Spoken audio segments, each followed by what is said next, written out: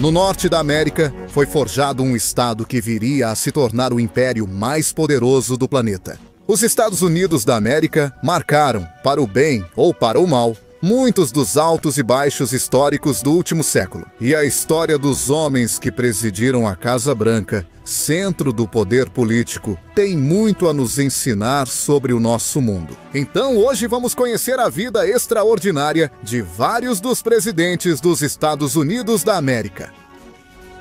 Aqui é Reinaldo José Carrillo Vilches. Isto é a Nova Enciclopédia. E para quem não sabe, lembro que agora temos a Nova Enciclopédia em inglês e a Nova Enciclopédia em português. Vocês podem nos apoiar acessando as duas plataformas abaixo. Inscreva-se nos dois canais, curta, comente e assista ao conteúdo de grande potencial. Sem mais nada a acrescentar, vamos começar com o vídeo de hoje.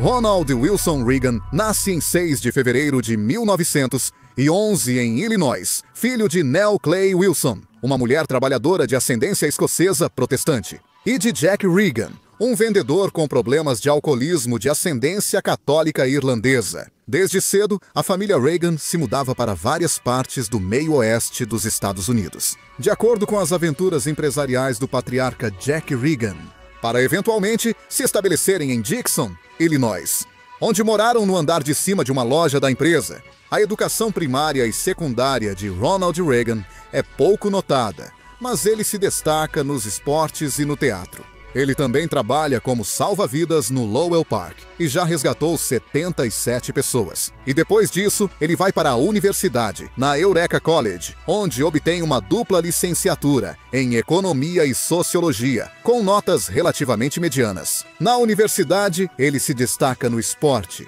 integrando as equipes de natação e futebol. Graças à sua eloquência, é eleito presidente do Centro de Estudantes. Após se formar em 1932, ele se dedica à locução em rádios locais. Como locutor dos Cachorros de Chicago, além disso, narrava os jogos de beisebol. Em uma de suas viagens com os Cachorros de Chicago para a Califórnia, Reagan faz um teste para alguns papéis em filmes, conseguindo um contrato de 7 anos com o estúdio Warner Bros. A primeira parte de sua carreira como ator foi em inúmeros filmes de baixo orçamento. Nos primeiros anos da década de 1940, Reagan já recebia quase $3.000 por semana pelo seu trabalho como ator e se destacava como uma potencial estrela de cinema. Em abril de 1942, ele foi convocado para o serviço militar. Mas como Reagan sofria de miopia severa, ficou impedido de servir fora do país. Ele foi designado a um porto como oficial de ligação e depois transferido ao Escritório de Relações Públicas da Força Aérea. Boa parte do serviço militar de Reagan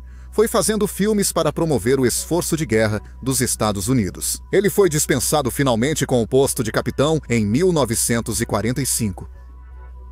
Como ator, Reagan soube se movimentar no mundo de Hollywood, conseguindo ser presidente do Sindicato dos Atores. Ele seria reeleito 6 vezes seguidas, de 1947 a 1959. Como líder sindical, ele conduziu a implementação das leis sindicais do governo federal. Resolve disputas.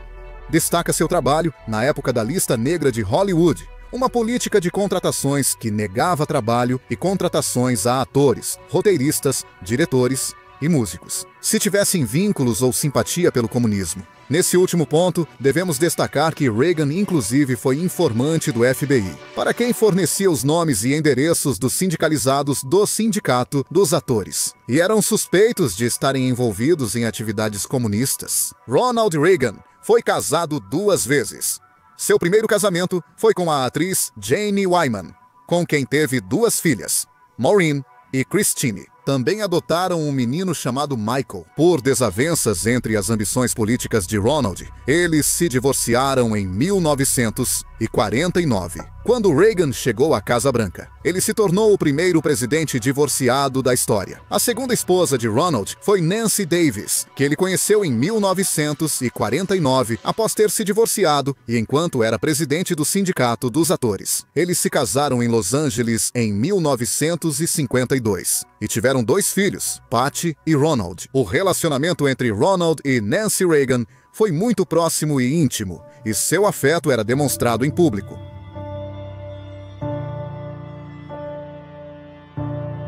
Reagan iniciou no Partido Democrata em Hollywood nos anos 1950, mudou de posição política e se filiou ao Partido Republicano em 1962, passando a atuar ativamente. Reagan sempre acreditou em derrotar o comunismo cultural, que via como uma ameaça. Na Califórnia, ele gravava anúncios com sua voz de locutor para várias campanhas conservadoras, destacando-se em um que fez para a Associação Médica Americana, alertando sobre a lei de assistência médica, chamada de medicação.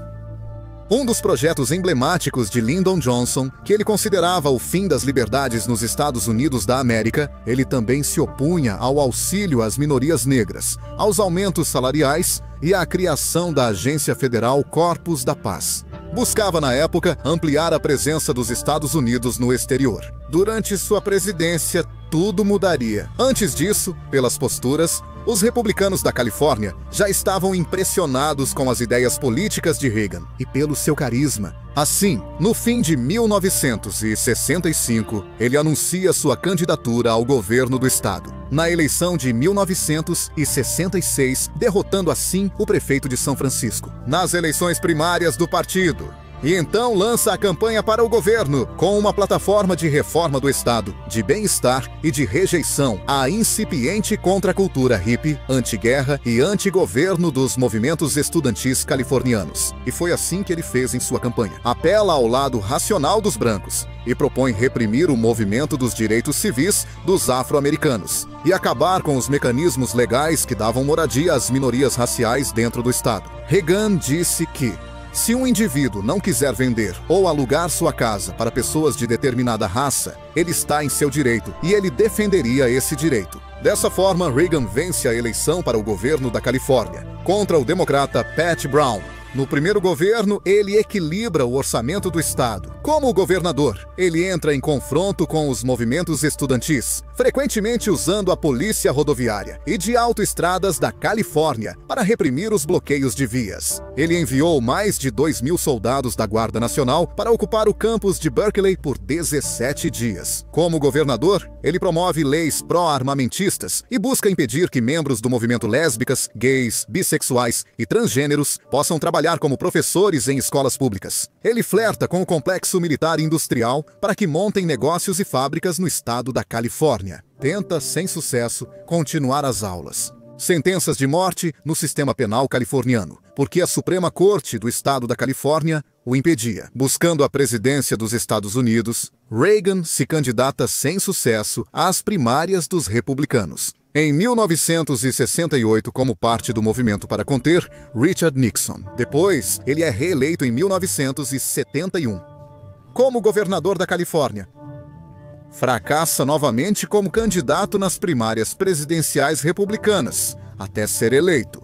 Durante 1979, anuncia sua terceira tentativa de se tornar o ocupante da Casa Branca, conseguindo desta vez. Vence as primárias republicanas em quase todos os estados. Inicialmente, escolhe Gerald Ford para ser seu vice-presidente, mas Ford queria muitos poderes ampliados em seu cargo. Então, Reagan acaba optando pelo ex-congressista e diretor da Agência Central de Inteligência, George Herbert Bush, conhecido como Bush pai. Naquela época, a popularidade de Jimmy Carter, que era presidente e candidato presidencial democrata, estava em declínio. Inflação e altos preços dos combustíveis devido à crise energética de 1979.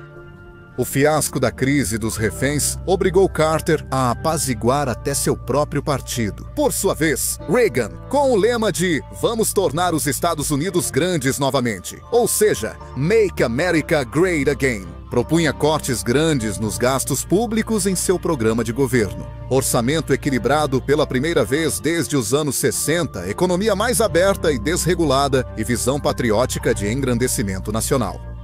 Depois de se tornar o candidato republicano para as eleições de 1980, Reagan foi rotulado por Jimmy Carter como um extremista, como um simplório ignorante. Avisaram Carter para não cometer o mesmo erro de subestimar Ronald Reagan. Mas ele ignorou, aceitando um debate televisionado, pensando que isso faria Reagan parecer um tolo. Mas Reagan, com seu bom humor e carisma, durante a troca de ideias, fazia seu oponente parecer um reclamão, meio nerd e alheio aos problemas do povo. Enquanto Carter dizia que a sociedade americana estava apática, com uma depressão do espírito americano, Reagan negava isso e afirmava que, pelo contrário, os cidadãos do seu país estavam ansiosos por uma mudança e estavam se mobilizando ativamente para isso.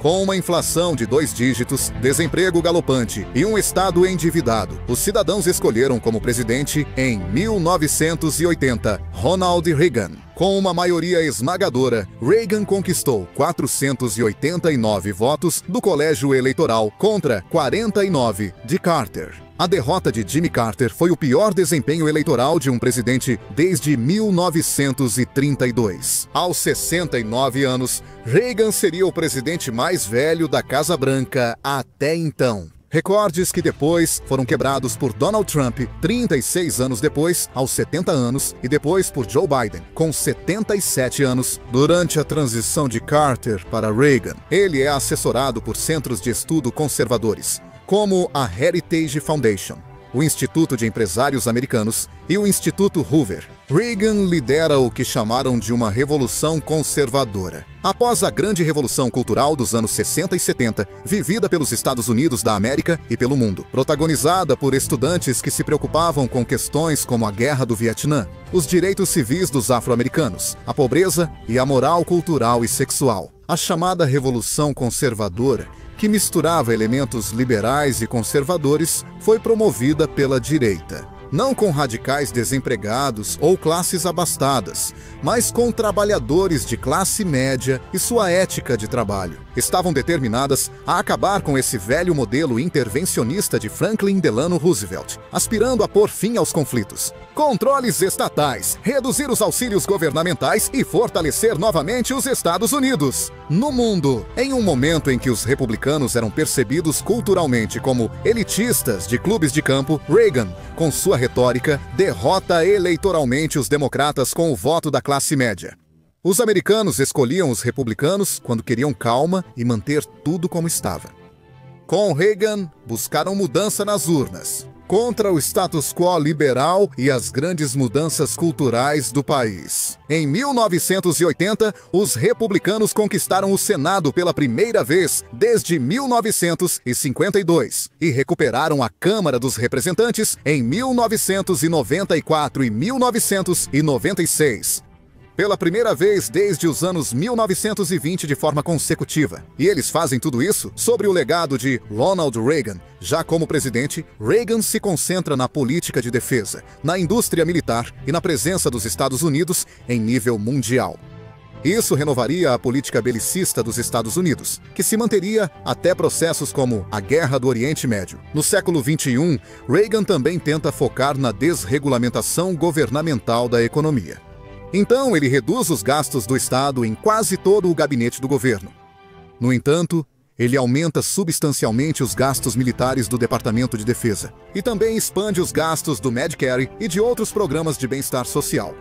Na verdade, o gasto público federal acaba aumentando em vez de diminuir, contrariando um dos principais pilares da sua campanha. Ele realiza uma das maiores reduções de impostos da história. Com menos receitas e mais gastos em defesa, Reagan eleva ainda mais o déficit público, assim como já haviam feito os liberais de esquerda dos Estados Unidos, a quem ele sempre criticou. Isso o levou a reverter a histórica redução de impostos que havia feito antes. Quando faziam essas observações sobre o déficit, Reagan, no seu estilo científico, sempre eloquente, respondia: "O déficit orçamentário é grande o suficiente para cuidar de si mesmo.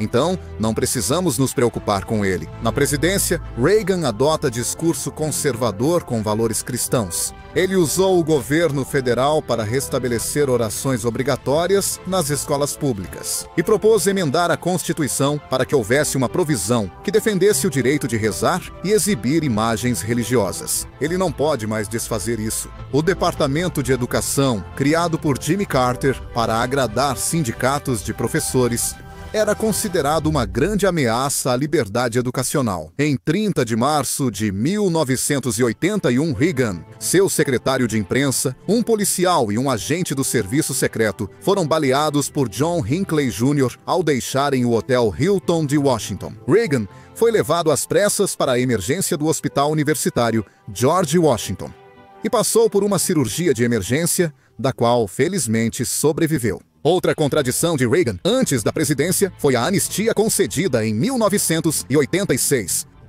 Mais de 3 milhões de imigrantes indocumentados. Questão que não atendia às aspirações do americano médio nem à sua plataforma de governo. A longo prazo, isso afetou politicamente o Partido Republicano, defensor do liberalismo econômico. As políticas de cortes foram sua bandeira. Além do que já falamos sobre o gasto público, congela o salário mínimo, desregula o sistema financeiro e corta as assistências federais em 60% e reduz o orçamento de habitação em 50%. Sua gestão econômica durante seus 2 governos foi alvo tanto de críticas quanto de aplausos. Para alguns, suas políticas, no final, só beneficiavam as grandes empresas, paralisavam a mobilidade social e ainda tinham conseguido triplicar a dívida pública do país. Enquanto outros aplaudiam o fim da estagflação que os Estados Unidos viviam e um maior crescimento do produto interno bruto durante seu período. Em 1921, Ronald Reagan é reeleito presidente com outra vitória esmagadora. Já Ronald Reagan adota uma política de guerra às drogas e declara que a crescente epidemia do consumo de crack nas cidades podia ser combatida, castigando os dependentes e pequenos traficantes com sentenças mínimas, criando assim um enorme problema carcerário que até hoje continua existindo. O problema do vício em drogas só piorou em todo o país desde então. Na esfera internacional, Reagan e seus assistentes aumentaram a tensão da Guerra Fria e reverte a antiga política de dissuasão com a esfera soviética, que havia sido implementada por Jimmy Carter. Após a insurgência afegã, depois da invasão soviética ao Afeganistão e a Revolução Iraniana, o governo americano começa a aumentar ainda mais seus gastos militares. Ele se une a Margaret Thatcher, do Reino Unido, em uma retórica anticomunista e constrói pontes com o Vaticano para combater o comunismo na Europa Oriental, junto com o Papa João Paulo II. No Oriente Médio, ele declara guerra ao Hezbollah após um atentado a alguns quartéis no Líbano. Na África, ele enfrenta Muammar Gaddafi e aniquila toda a sua defesa antiaérea. Embora a União Soviética tenha acelerado os gastos militares em resposta ao aumento militar de Reagan, seus enormes gastos militares, em combinação com a agricultura coletivizada e a manufatura planejada e ineficiente, afetaram seriamente a economia soviética. Os preços do petróleo em 1985 caíram para 1/3 do nível anterior, com o petróleo como principal fonte das exportações soviéticas. Esses fatores e a globalização cultural contribuíram para a estagnação e deterioração durante o mandato de Gorbachev. Enquanto isso, Reagan intensifica sua retórica. Em seu famoso discurso de 1983, diante da Associação Nacional de Evangélicos, ele expõe sua estratégia para vencer. Ele chama o sistema soviético de império do mal e fracasso, dizendo que seu fim seria uma bênção para o mundo. Em segundo lugar, Reagan explica que sua estratégia era um acúmulo de armas que deixaria os soviéticos muito para trás. Finalmente,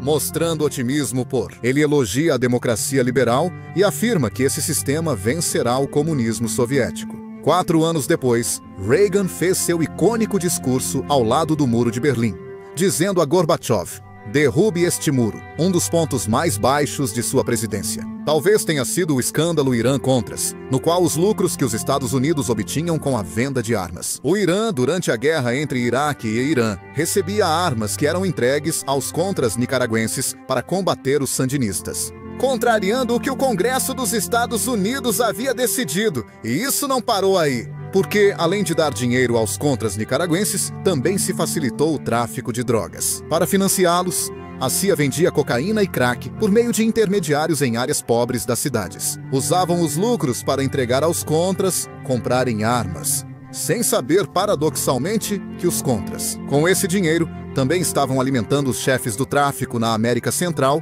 e na Colômbia. E Reagan deixa a presidência em 1989, seu sucessor, Bush, pai, com uma economia relativamente favorável, um aparato militar industrial gigantesco e um movimento conservador com uma inclinação mais liberal na economia e intervencionista no exterior. Ele se muda com a esposa para Bel Air e o rancho em Santa Bárbara. Ele foi orador nas convenções republicanas seguintes e teve uma vida política de ativismo muito ativa depois da presidência. Mas em agosto de 1994, com 83 anos de vida, ele é diagnosticado com doença de Alzheimer, que progressivamente deteriora e compromete sua lucidez e capacidade mental. No final da sua vida, ele só conseguia reconhecer poucas pessoas ao seu redor.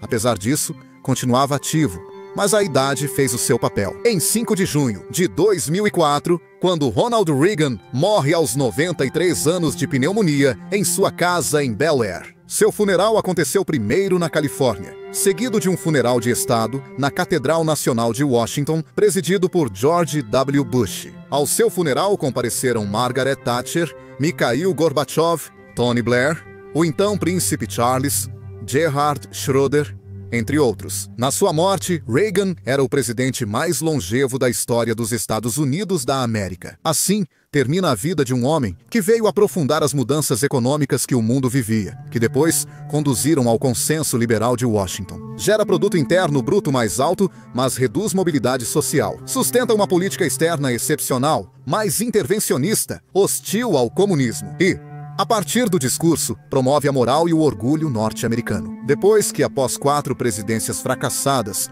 houve uma diminuição na confiança e no respeito próprio que os norte-americanos tinham. Por sua vez, é um presidente que deixa enorme déficit orçamentário, amplia a desigualdade de riqueza, o número de sem-teto e mancha a governança interna. Sobre o caso Irã-Contras, apesar das discussões sobre seu legado, Reagan provavelmente foi o presidente mais influente. Franklin Delano Roosevelt, marcando profundamente cultura, diplomacia e política, refundando o movimento conservador com nova mentalidade liberal na economia e belicista no militar, reavivando a fé na presidência e no excepcionalismo americano.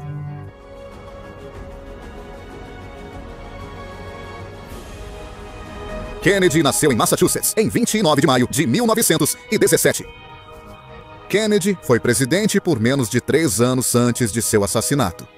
Apenas 5 presidências foram mais curtas que a dele. Kennedy possuía carisma, franqueza e um comportamento que marcaram muitos americanos, que parecia personificar as esperanças de toda uma geração jovem e idealista de sua época. Após seu falecimento traumático, o sentimento de perda, luto e dor foi muito acentuado na sociedade americana. Depois dele, várias presidências aumentaram ainda mais a desconfiança dos americanos em seu governo. Isso deve ser somado ao choque tão forte de ter presenciado quase ao vivo e em direto o assassinato do presidente da maior potência mundial. Em uma sociedade que se orgulhava de alta confiança em suas instituições e na segurança pública, a crença popular em torno do que aconteceu após a morte de Kennedy é que se tratava de uma espécie de presidente independente e antissistema e que a série de governos fracassados e tropeços na política nacional e internacional que transformaram a sociedade norte-americana na segunda metade do século XX não teriam ocorrido se Kennedy não tivesse falecido naquela manhã de novembro em Dallas. No entanto, inúmeros estudos colocam essa crença em dúvida. John Fitzgerald Kennedy era filho de um proeminente financista irlandês católico. Oriundo de Boston, Kennedy foi o primeiro presidente católico da história dos Estados Unidos. Um fato decisivo para sua eleição e sua apresentação diante das elites que detinham o poder. Em sua maioria protestantes anglo-saxônicas, Kennedy se apresentava como a opção das novas gerações de filhos de imigrantes que cresceram nos Estados Unidos, com seus valores, crenças e atitudes. Depois que seus pais chegaram de todas as partes do mundo em busca do sonho americano, Kennedy teve que lidar com certos preconceitos em relação à sua religião. Na campanha de 1960, quando teve que dizer que ele não era o candidato católico dos democratas, mas sim o candidato presidencial dos democratas, que por acaso era católico. Ao ser o primeiro membro da chamada comunidade imigrante a se tornar presidente, ele se tornou o modelo a ser seguido por outros, como Barack Obama. O pai de John Joseph Kennedy acumulou grandes fortunas com diversos investimentos e negócios, favorecidos por sua alta posição no Partido Democrata.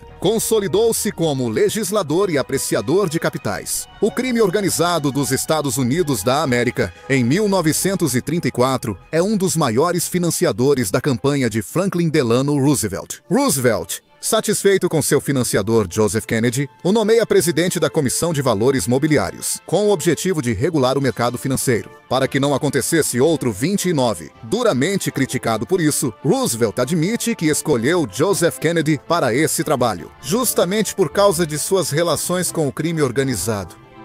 Permitiria ao governo entender esse mundo obscuro. Por ser o melhor arrecadador de contribuições de campanha para os democratas, Kennedy pai foi nomeado embaixador dos Estados Unidos no Reino Unido. Em plena época de pré-guerra, quando a política pacifista de Neville Chamberlain com a Alemanha estava em seu auge. De lá, Kennedy absorve grandes simpatias pelos alemães com base em sua visão sobre a questão judaica. E o desprezo pela classe bancária europeia. Tudo isso muda quando Churchill é eleito. Kennedy pai é removido da embaixada e afastado do poder por Roosevelt. Com isso, Joseph Kennedy, habituado ao poder, faz de tudo para se reaproximar dele, sua grande missão e a de sua família.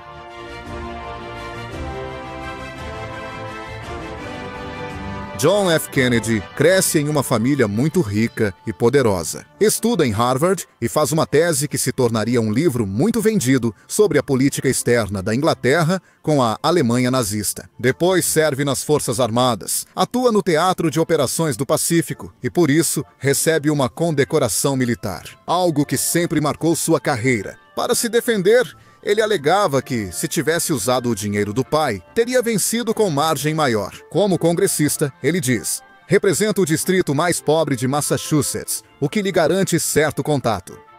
Conviveu com círculos dos estratos mais humildes, o que influenciou sua agenda de governo. Em 1952 e 1956, foi eleito senador por Massachusetts. Seu pai atua no partido para que seu filho seja candidato a vice-presidente na campanha presidencial. No entanto, dessa vez ele não consegue. Em 1957, Eisenhower envia agentes federais a Little Rock. Para defender a política de integração racial nas escolas, Kennedy se opõe a isso, em total concordância com os democratas do Sul, que eram a favor da manutenção da segregação racial. Depois de muita articulação política e propaganda, em 1960, Kennedy finalmente consegue a indicação para a presidência.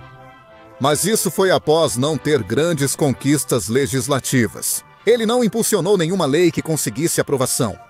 Ele não fazia parte de comitês influentes, não era líder legislativo, nem tinha histórico de votação alinhado ao partido. Na época em que Joseph McCarthy liderou as investigações contra o comunismo, Kennedy foi o único legislador democrata que não se opôs àquela perseguição de comunistas. Por medo de ofender as sensibilidades dos imigrantes irlandeses, que eram muito anticomunistas e apoiavam o macartismo, John Kennedy era visto como um congressista medíocre, no máximo mediano, um jovem elitista, com o dinheiro do pai como cartão de visita. Seus estudos em Harvard ou carreira militar pouco importavam. Kennedy admite que, devido à sua criação, não se identificava tanto com as ideologias democratas, assim como com a mecânica inerente ao jogo político. Seu pai lhe ensinou como chegar ao poder, mas não o que fazer com o poder. E isso é algo que, como homem, ele teve que aprender na prática. Com ótimos conselheiros e amigos na imprensa, sua imagem como candidato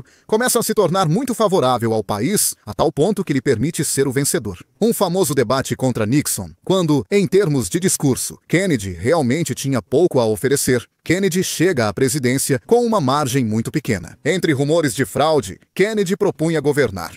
Sobre um programa progressista que foi mudando desde o início, sentia que não devia nada a quem foi um congressista medíocre? O Senado, por sua vez, de maioria democrata, estava dividido entre os liberais democratas do Norte e os que apoiavam a segregação racial no Sul. Quando é eleito, em seu discurso, promete usar os poderes da presidência de forma mais ativa, para que a presença dos Estados Unidos no exterior fosse mais eficaz. Kennedy sempre quis destacar isso. Por sua política externa, Kennedy dizia: interna podem derrotar seu partido, mas que os erros em política externa aniquilariam a todos. Pouco após assumir a presidência, enfrenta sua primeira crise internacional. Uma guerra no Laos, herdada de seu predecessor, Kennedy. Apesar da retórica, ele aceitou apoiar um governo neutro no Laos, já que França e Grã-Bretanha não o fariam. Mas sua grande crise diplomática surge com a Cuba comunista de Fidel Castro. E Batista, Castro, leva adiante uma política de expropriação de empresas e fechamento de cassinos para elementos da máfia norte-americana que usavam a ilha como base de operações em colossais atividades de lavagem de dinheiro. Antes que Eisenhower deixasse a presidência, a CIA traçou planos para supostamente recuperar Cuba, mas não tiveram progresso nisso. O fato é que a CIA reuniu elementos da máfia italiana para que recrutassem elementos anticastristas. Na Flórida, fiasco de Playa Girón, ou também conhecido como a invasão da Baía dos Porcos. Uma operação fracassada em que tropas paramilitares de cubanos exilados tentaram invadir Cuba, apenas para fracassar. Estrepitosamente, em menos de 65 horas, durante a invasão, vários dos reforços militares prometidos pelos Estados Unidos não chegaram. Presume-se, com base em vários documentos, que Castro já havia sido avisado pela CIA sobre o ataque iminente. Responsabilidade pela operação militar. E, surpreendentemente, seu índice de aprovação nas pesquisas subiu muito, apesar do fracasso estrondoso, pois ele era visto como um presidente com uma postura dura contra o comunismo.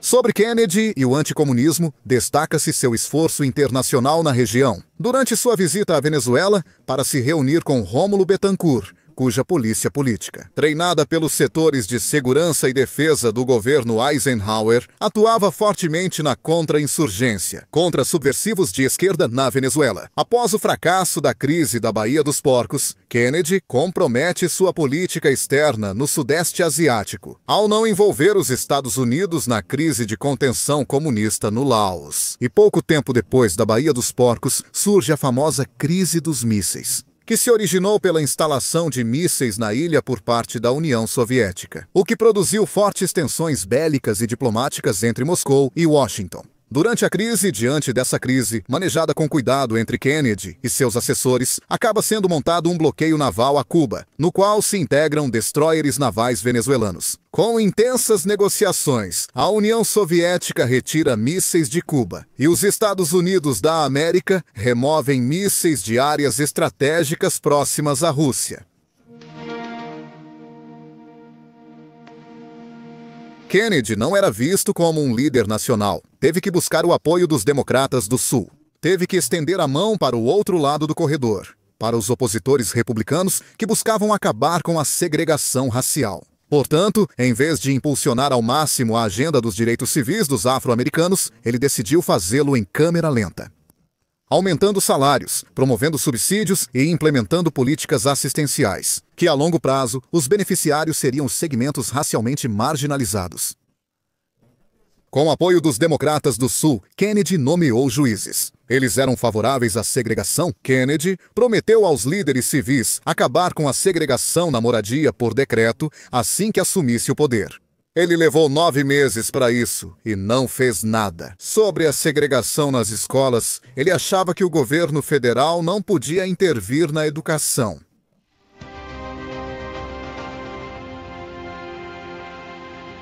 Kennedy era muito propenso a doenças ao longo da vida. Ele sempre teve problemas de saúde, principalmente a doença de Addison nas glândulas suprarrenais. Essa era a doença que dava aquele tom rosado à sua pele e o fazia parecer inchado o tempo todo. Quando foi diagnosticado em 1946, os médicos lhe deram só 1 ano de vida. Nessa e em outra doença, 1954. ele chega a receber a extrema unção diante de uma morte esperada. Por outro lado, dizia-se que Kennedy era tão promíscuo com os remédios quanto era com as mulheres. O que nos leva a outro aspecto da sua vida. Kennedy e seus assessores cultivavam a imagem pública de homem de família dedicado. Kennedy era um homem que adorava flertar com mulheres por toda parte. Isso afetou seu poder de decisão, pois o serviço secreto precisava encobrir seus casos amorosos enquanto ele estava no poder. A libido de Kennedy era evidente. Até mesmo o primeiro-ministro Harold Macmillan diz que ele confessou sentir dor de cabeça se ficasse mais de 3 dias sem relações sexuais. Kennedy teve um caso com Marilyn Monroe após conhecê-la em 1962, lembrado pela famosa canção Happy Birthday, Mr. President. Ele também se envolveu com outras mulheres influentes. Secretárias. Isso preocupou as agências de inteligência, que viam essas questões como possíveis ferramentas de chantagem por seus oponentes. Como já comentamos, para conseguir estabilidade na governança nacional, Kennedy teve que fazer muitos compromissos. Parte desses compromissos envolvia apaziguar as facções rivais dos Democratas do Sul, que eram totalmente contra a reforma dos direitos civis. Por isso, em setembro de 1963, Kennedy pede aos assessores que agendem reunião com o governador do Texas, John Connally, e outros congressistas. Tudo com o objetivo de facilitar a arrecadação de fundos para sua reeleição presidencial, assim como para os democratas candidatos regionais. Em 22 de novembro de 1963, Kennedy e sua esposa, junto com a comitiva, aterrissam no Dallas Love Field, em uma caravana presidencial por Dallas. Kennedy, o governador Connally e suas esposas desfilam em um Lincoln Continental, modelo 1961 de 4 portas.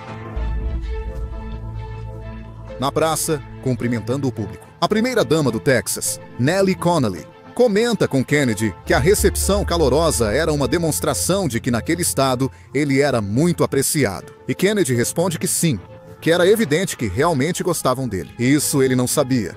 Seriam suas últimas palavras. A caminho da rodovia Stemmons, ao passar pelo depósito de livros escolares do Texas, uma série de disparos atingem o pescoço e a cabeça de Kennedy. Também ferem gravemente o governador Connally, um espectador parado na calçada. Kennedy é levado ao hospital Parkland e declarado morto. O presidente da maior potência mundial foi assassinado. Em plena luz do dia, cercado pelo serviço secreto, o país ficou em choque. Um homem chamado Abraham Zapruder estava na plateia durante o ataque e gravou o desfile com sua câmera de 8mm. Ele não foi o único que filmou naquele dia, mas foi quem capturou as imagens mais nítidas do atentado. A partir desse acontecimento, os fatos estranhos que se seguiram, em torno das investigações. Muitas teorias surgiram sobre quem puxou o gatilho, de onde partiram os disparos e quem os realizou nesse fato traumático. Assim que Lyndon Johnson, seu vice-presidente, assume a presidência, ele ordena uma investigação à Comissão Warren para que examinasse os fatos do tiroteio, incluindo análise quadro a quadro da gravação de Zapruder, por tudo que ocorreu depois e foi revelado nas décadas seguintes. Muitos presumem que o diretor da CIA, Dulles, foi responsável por manipular completamente os resultados desse comitê. Além disso, recentemente foi revelado que supostas fontes internas da CIA afirmaram que essa organização participou dessa suposta conspiração contra Kennedy. Além disso, nos anos 90 foi aprovada uma lei que obrigava que até 2017 todos os documentos confidenciais sobre esse caso fossem revelados. No entanto, tanto Donald Trump quanto Joe Biden, ao invés de publicar todos os documentos, divulgaram apenas alguns documentos parciais. O Comitê Warren e a narrativa dos outros órgãos oficiais. Eles apontaram como culpado o ex-fuzileiro Lee Harvey Oswald, preso no cinema naquele dia após matar um policial. E foi visto saindo do depósito de livros escolares, onde foi encontrado um rifle e de onde se diz que vieram os disparos. Ele foi acusado de ser o único envolvido. Mas 2 dias depois, houve um atentado. Antes que pudesse testemunhar diante de um tribunal, Lee Harvey Oswald foi assassinado de forma muito suspeita por um homem chamado Jack Ruby. Esse foi o ponto de partida de toda a incredulidade sobre a versão oficial, mas há muitas outras coisas que não se encaixam na história oficial. Supõe-se que foram mais de 3 balas e mais de um atirador, segundo a versão oficial, já que a terceira bala, que supostamente atravessou Kennedy e saiu do seu corpo, foi encontrada completamente intacta, o que levou alguns a acreditarem que essa bala foi plantada ali para esconder as outras. Outro motivo de controvérsia é que as investigações oficiais nunca levaram em conta os depoimentos de pessoas que disseram ter visto fumaça e tiros vindos de um morro coberto de grama. Assim como também não foi levado em conta o depoimento do ferido à bala que estava parado na calçada. Houve mais de um atirador. Além de Lee Harvey Oswald, a versão oficial não se sustenta, de que isso foi simplesmente produto de um homem mentalmente perturbado que em um ato de loucura atirou no presidente. A essa estranheza deve-se somar a existência de uma segunda gravação do atentado de outro ângulo, feita por um homem chamado Orville Nix.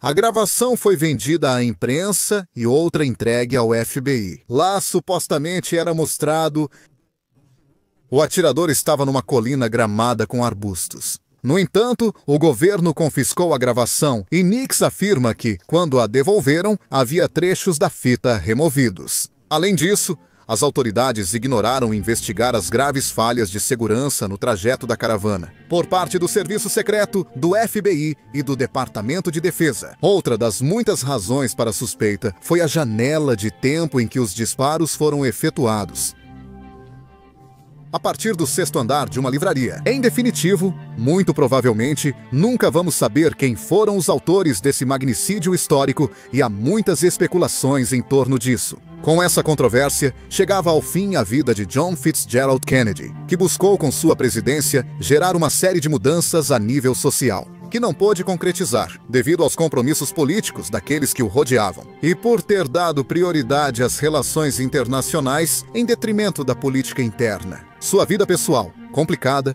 somada aos seus problemas de saúde, influenciaram nos erros que cometeu ao tomar decisões cruciais. Sua morte iniciou uma sequência de presidências fracassadas nos Estados Unidos, com grandes repercussões nacionais e internacionais. Apesar dos fracassos e erros, seu assassinato parece ter sido um motivo para que, no imaginário popular, ele seja considerado um grande presidente, até mesmo um rebelde diante do establishment.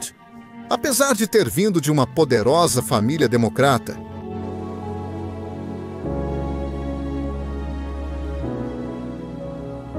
Richard era filho de Frank Nixon, homem teimoso, emotivo e metodista, cuja mãe morreu de tuberculose quando ele tinha 8 anos.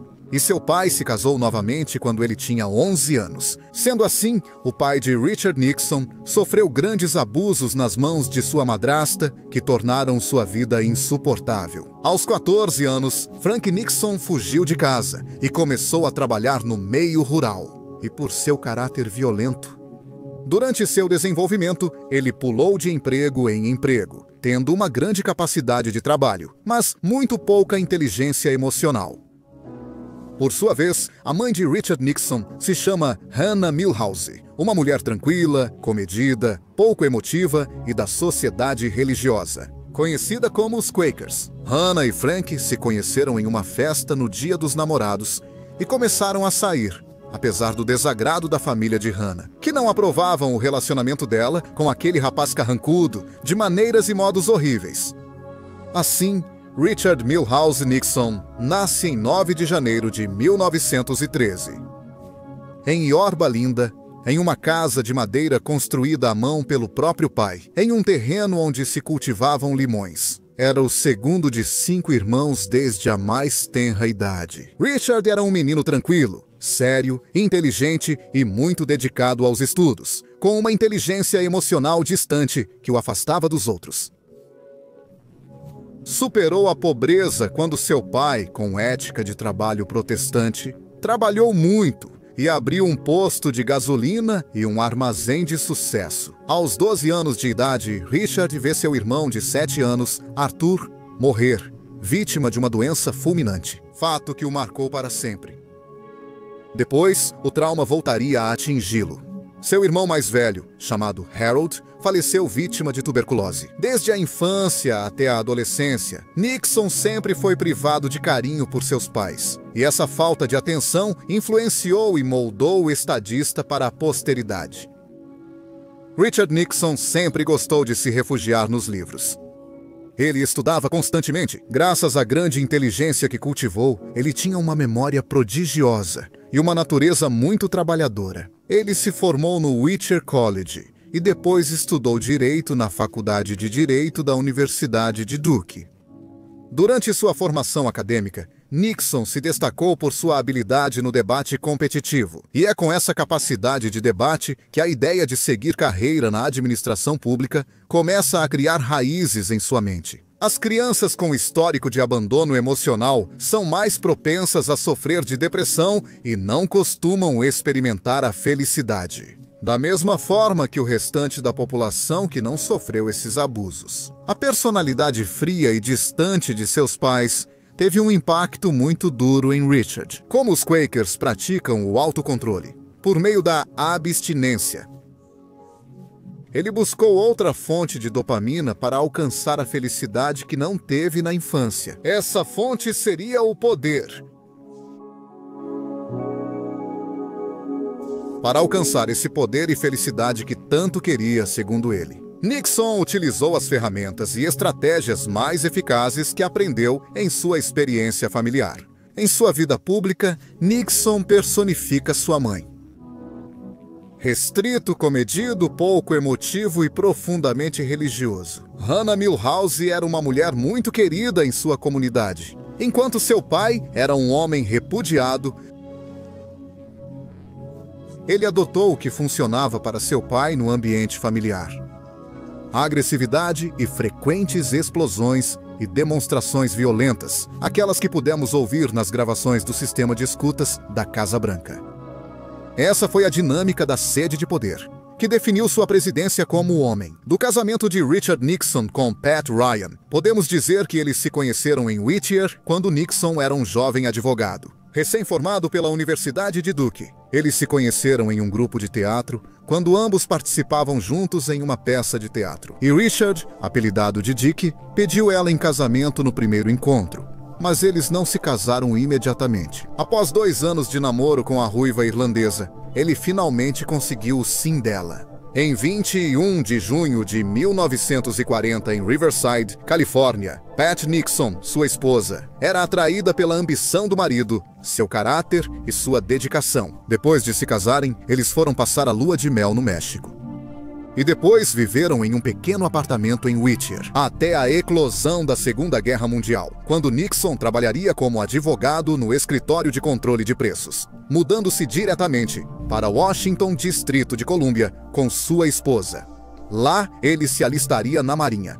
Ele foi transferido para São Francisco. Richard chegou a mudar o protocolo de serviços nos jantares oficiais para que servissem o prato de comida para ele. Primeiro, para sua esposa, não para ele. Isso como um reflexo curioso do estilo de família que ele desejava promover publicamente.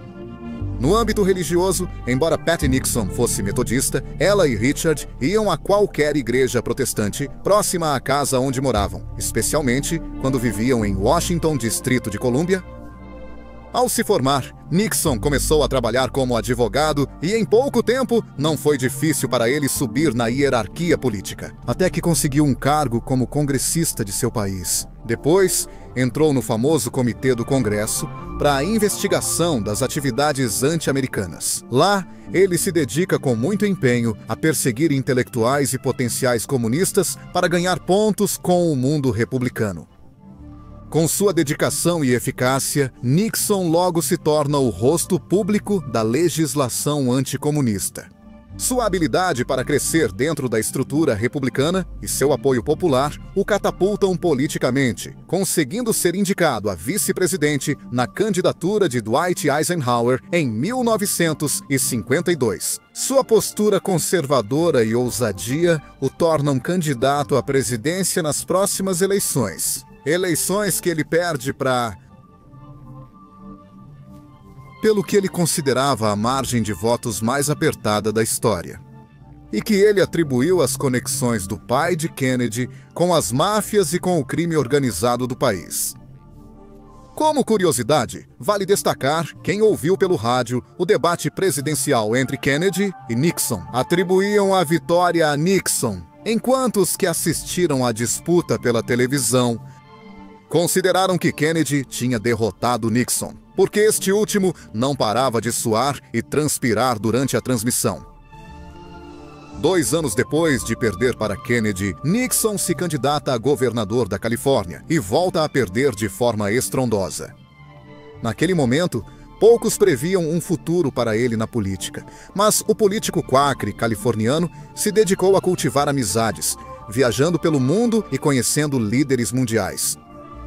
Em 1968, Richard Nixon, que já era há algum tempo a principal figura do Partido Republicano, vê outra oportunidade política e decide se candidatar à presidência contra Hubert Humphrey, o vice-presidente de Lyndon Johnson. Após uma campanha difícil, Nixon vence a disputa e se torna o 37º presidente dos Estados Unidos da América, em uma eleição bastante acirrada. Assim, iniciaram-se políticas nacionais de impacto mundial, que definiriam para sempre o papel dos Estados Unidos como potência econômica e militar. No cenário internacional, em 1971, anuncia a decisão de acabar com a participação dos Estados Unidos no padrão ouro, ou seja, o modelo que fixava o valor do dinheiro com base em seu lastro em ouro, acabando assim com a conversibilidade da moeda e dando fim ao sistema de Bretton Woods. Antes da era Nixon, a conversibilidade de todas. As moedas internacionais estavam atreladas à taxa de câmbio do dólar americano em relação à sua paridade cambial. Com o preço do ouro, muitas nações começaram a comprar dólares e trocá-los por ouro, porque viam que assim podiam revalorizar suas próprias moedas nacionais. E Nixon percebeu a ameaça que isso representava para a própria economia dele. E o dólar? O presidente conservador impôs um congelamento de preços e salários por 3 meses para conter a inflação. Quais seriam as consequências de abandonar o padrão ouro?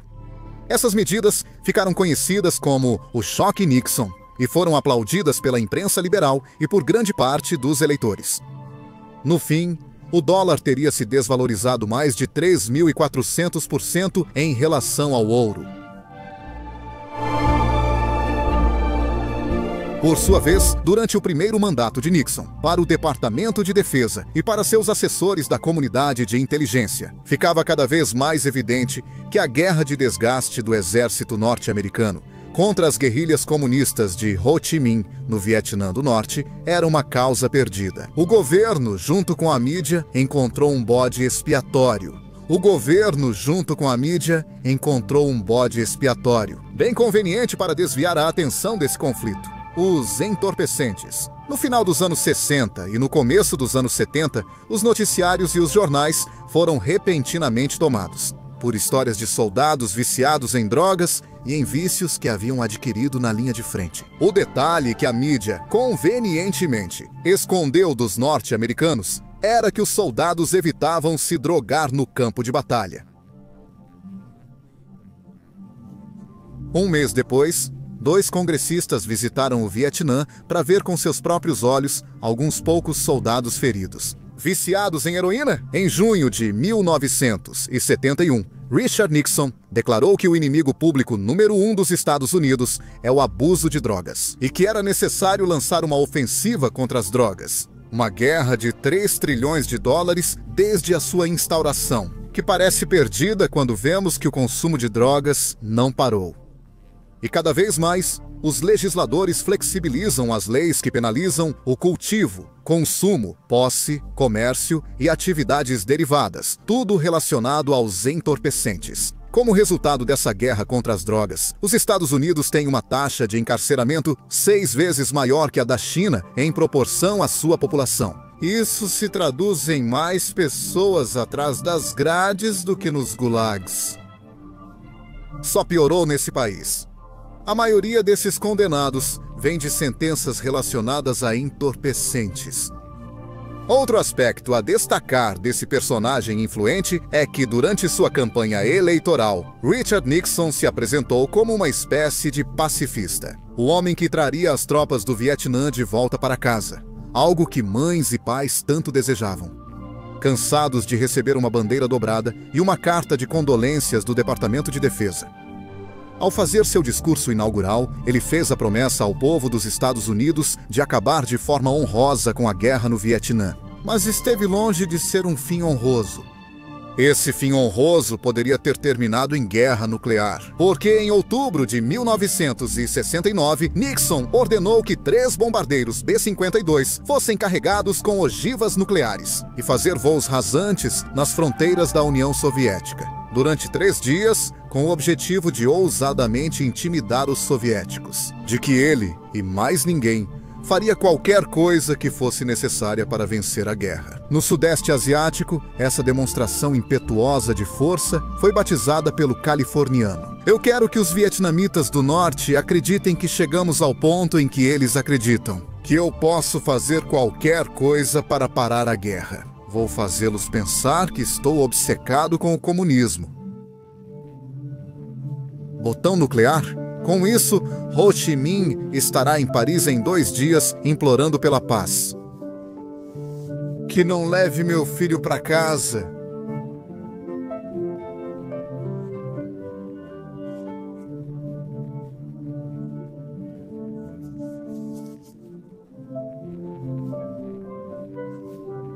Que é a casa do filho.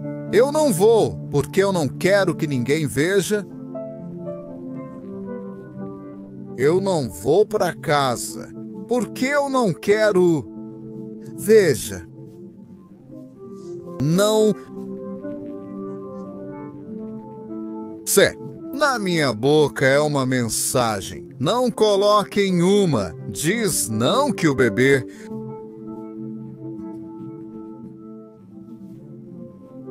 Ubik Sterling.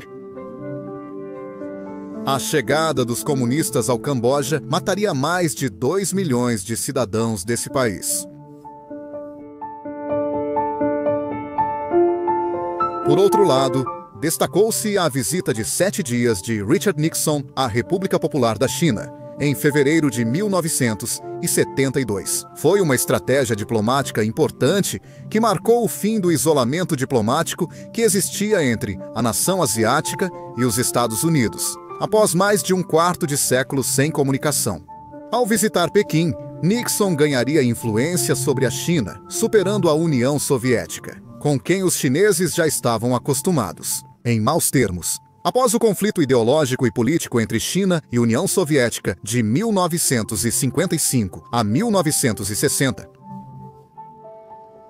nessa viagem, Nixon se encontraria com Mao Zedong, já doente e idoso, e com Zhou Enlai, que o acompanharia à Grande Muralha da China, a Hangzhou e a Xangai.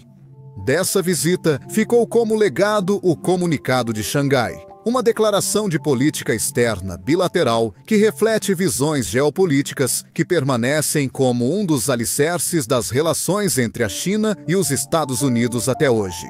Como resultado adicional, os chineses aceitaram resolver pacificamente a questão de Taiwan. O reconhecimento da República Popular da China por Richard Nixon foi outro choque para muitos apoiadores republicanos ortodoxos, que viam nesse ato do quacre californiano, eleito por seu fervor anticomunista, uma espécie de apostasia liberal. Em junho de 1972, a polícia de Washington, durante a crise, prendeu 5 homens que haviam invadido o prédio do Hotel Watergate, onde estavam hospedados na época, a sede do Comitê Nacional Democrata, numa tentativa de instalar dispositivos de escuta que lhes permitissem espionar as conversas entre os membros do Comitê do Partido Democrata. O governo de Nixon tentou encobrir seu envolvimento nisso, mas uma série de investigações judiciais do Congresso e de investigações jornalísticas revelou uma trama de corrupção simpatizada.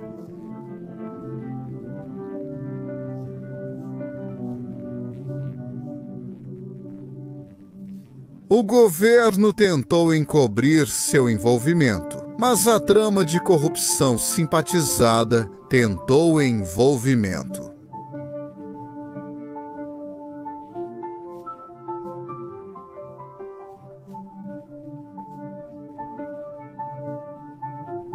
Mas Nixon criou na Casa Branca uma unidade secreta de investigações chamada Os Encanadores. Tinha como função eliminar todos os vazamentos de informações confidenciais, por causa da crise midiática que surgiu após a publicação dos chamados papéis do Pentágono.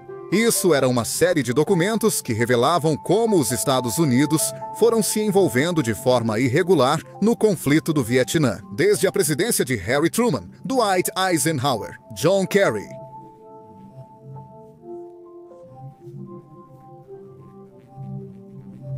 Era uma série de documentos que revelavam como os Estados Unidos foram se envolvendo de forma irregular no conflito.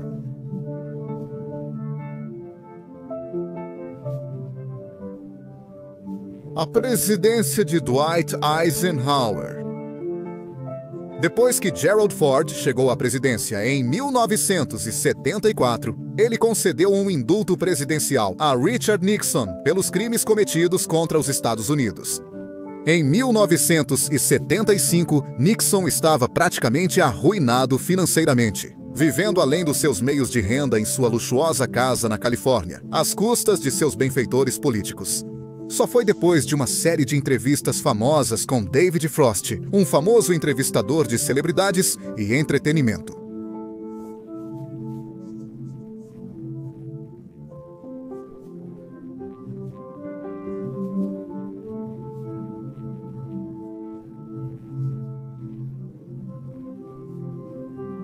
Em 1994, Richard Milhouse Nixon morreu aos 81 anos devido a complicações de uma doença vascular cerebral que o deixou em coma profundo.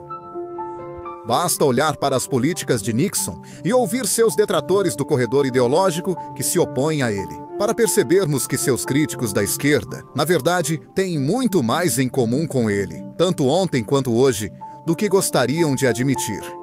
Nixon é responsável pela criação da Agência de Proteção Ambiental, órgão criado por uma ordem executiva inconstitucional que dava ao governo federal dos Estados Unidos um poder que não fazia sentido. É responsável pela criação da Ambiental, órgão criado por uma executiva inconstitucional que deu ao governo dos Estados Unidos.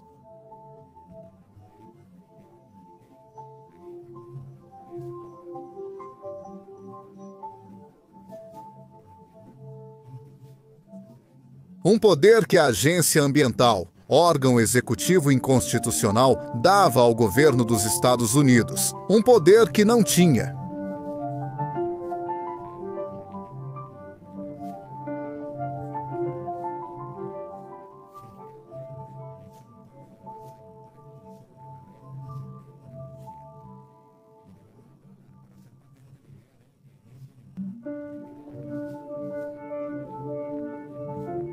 Por último, na famosa entrevista que Sir David Frost faz ao questioná-lo sobre suas ações no caso Watergate.